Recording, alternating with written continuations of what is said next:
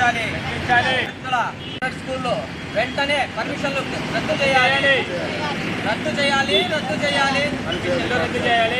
ఈరోజు కడప జిల్లాలో DEO office, district education office ముందు ధర్నా చేయడం జరిగింది.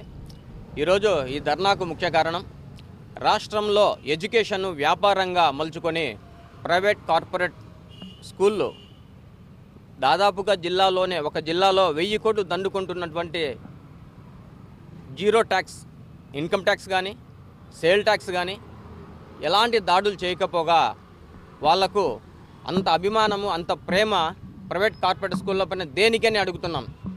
అంతేకాదు ఇన్ని సంవత్సరాలుగా విద్యా చట్టాన్ని అమలు చేయకపోగా కనీసం అధికారులు కాలేజీలు కానీ స్కూళ్ళను కానీ పరిశీలనకు కూడా కనీసం కూడా వెళ్ళడం లేదు.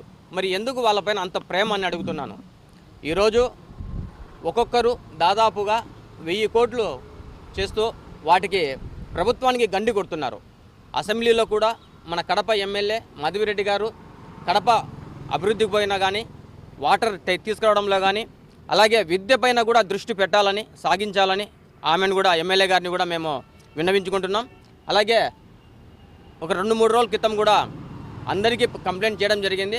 నేను గతంలో ప్రెస్ మీట్ పెట్టి వారం అవుతున్నా కూడా ఏ స్కూల్ పైన కూడా రైడ్ చేయకుండా వాళ్ళు యథావిధిగా బుక్స్ అమ్ముతున్నారు, యూనిఫామ్లు అమ్ముతున్నారు, షూస్ అమ్ముతున్నారు. వాళ్ళ దగ్గరే కొనాలని హుకుం జారీ చేస్తున్నారు. వాట్సాప్లో కూడా 1వ క్లాస్కు ఒక బుక్కులు 3500 నుంచి 4500 పెడుతున్నారు. యూనిఫామ్లు 3000, 3500 పెడుతున్నారు.